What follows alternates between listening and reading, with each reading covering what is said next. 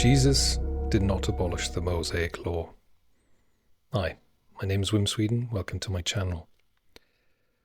When I think of fulfilling an obligation, fulfill is a synonym for carrying out, doing what the requirement tells me to do, what the rule tells me to do. But when Christians say Jesus fulfilled the law, that is the law of Moses, they somehow think Jesus meant he got rid of it and replaced it. That after Jesus, keeping the law of Moses no longer mattered. But a simple reading of the Gospels shows a Jesus who says the exact opposite, and that you must follow the law. Not according to Paul, not according to later church councils, but according to the words attributed to Jesus himself. Let's start with the key text.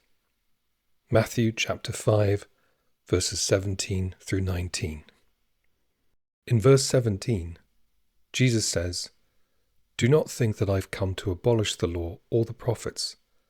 I have not come to abolish them, but to fulfill them." This is often treated as the moment Jesus announces the end of the law. But what does the text actually say? Jesus opens with a clear statement. Do not think I have come to abolish the law. And he says this before the word fulfill even appears. Whatever Christians imagine fulfill means here, it cannot mean abolish or get rid of. The next verse, verse 18, strengthens this idea. For truly I tell you, until heaven and earth disappear, not the smallest letter, not the least stroke of a pen, will by any means disappear from the law until everything is accomplished. Until heaven and earth disappear, it says, sometimes also translated as pass away. In other words, the law remains binding until the end of the world. Not the crucifixion, not Pentecost, but the final days. Then comes a warning in verse 19. Therefore, anyone who sets aside one of the least of these commands and teaches others accordingly will be called least in the kingdom of heaven. But whoever practices and teaches these commands will be called great in the kingdom of heaven. According to this statement, even breaking a small commandment is discouraged. Jesus makes clear that even these smallest commandments should not be set aside, let alone the entire law. And teaching others to set aside any of the law is also warned against. How do Christians think Paul is preaching the same message? If Jesus were setting up a new covenant without the law, this would be the strangest and most contradictory way to say it. Jesus' problem was not the law itself, which he says is binding until the end of times.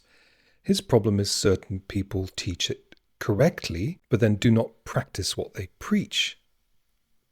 This theme of criticizing hypocrites is apparent in Matthew chapter 23, verses 1 through 3, where Jesus again speaks about the law's authority.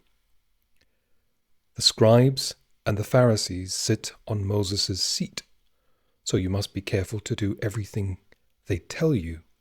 But do not do what they do, for they do not practice what they preach. Moses' seat is the special seat in a synagogue where the rabbi or the teacher of the law would sit when delivering judgments on halachic, that means legal matters. Despite frequent criticisms of Pharisaic hypocrisy, this passage endorses their teaching because it's based on the law of Moses. Jesus draws a line between the hypocrisy of the Pharisees and the validity of their instruction. He tells his audience to follow the law as it is taught, not to imitate their corrupt behavior. This also dispels the idea that Jesus dismissed the authority of religious teachers simply because of their flaws. He upheld the law even while condemning their hypocrisy. Contrary to modern assumptions that Jesus cancelled ritual or ceremonial laws, the Gospels show him affirming them. In multiple accounts, Matthew 8:4, Mark 1:44, Luke 5:14, after healing a man with leprosy, Jesus says, "Go show yourself to the priest and offer the gift Moses commanded as a testimony to them." That's a direct reference to the purity laws in Leviticus 14. He doesn't dismiss temple rituals. He tells people to observe them. And this is not the only instance. Similarly, the ritual law is still valid to Jesus according to Matthew 23:23. "Woe to you, teachers of the law and Pharisees, you hypocrites! You give a tenth of your spices, mint, dill, and cumin. But you have neglected the more important matters of the law, justice, mercy, and faithfulness. You should have practiced the latter without neglecting the former." This is an endorsement of Torah observance, even of the ritual requirements, not a rejection. Jesus doesn't say, "Stop tithing your mint, dill, and cumin." He says, "Do both." This full endorsement of both ritual and ethical commandments is further reinforced in Jesus' own practice. He participates in the Passover, Luke 22:7 and 8, and Mark 14:12. "Then came the day of unleavened bread, on which the Passover lamb had to be sacrificed. Jesus sent Peter and John, saying, 'Go and make preparations for us to eat the Passover.'" Despite modern Christian traditions downplaying Jewish festivals, Jesus is shown actively participating in Passover, a central Torah festival. Preparing the Passover involves specific laws from Exodus 12, sacrificing a lamb, removing leaven, and conducting a ritual meal. Jesus doesn't replace this. He partakes. And Passover isn't the only Jewish festival Jesus is shown observing. Jesus also attends Sukkot, or the Feast of Tabernacles, in John 7:10. However, after his brothers had left for the festival, he went also, not publicly, but in secret.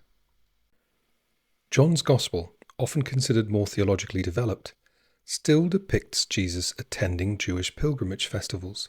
The Feast of Tabernacles is a Torah-mandated celebration, as per Leviticus 23:34 through 43.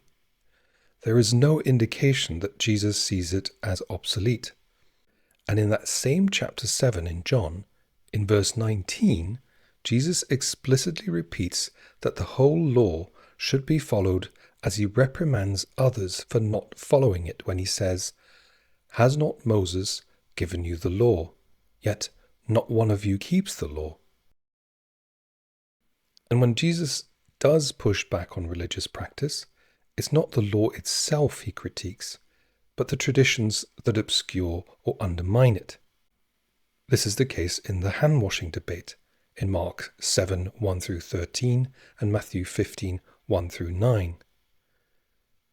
These passages are often cited as Jesus rejecting the law. But the dispute is not about Torah commandments. It's about Pharisaic oral tradition, this ritual hand-washing before meals. Jesus critiques elevating human traditions above divine commandments. He references Exodus 20:12 and 21:17 to show that Pharisees are actually neglecting Torah in favor of man-made loopholes. In other words, his critique is that they are not Torah-observant enough.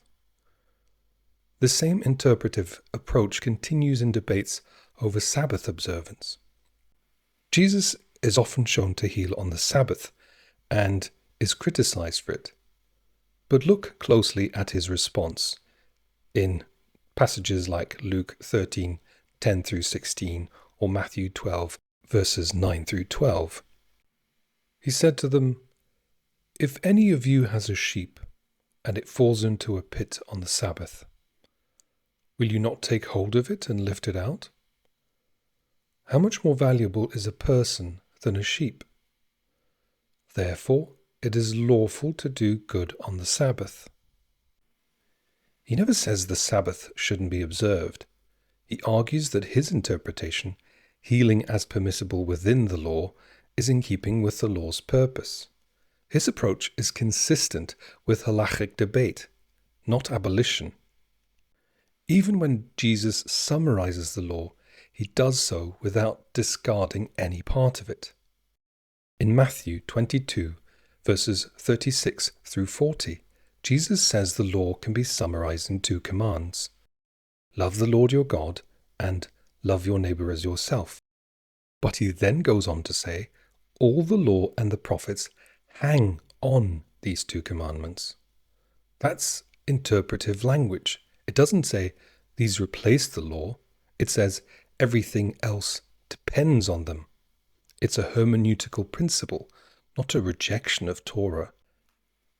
And just in case there was any ambiguity, Jesus reaffirms the law's enduring status elsewhere.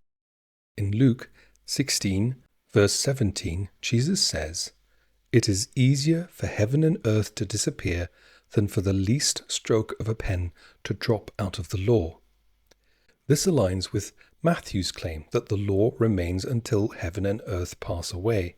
Again, the emphasis is on permanence. And consider not just what the Gospels have Jesus say, but what they don't have him say. He never claims the law is obsolete. He never instructs his followers to abandon it.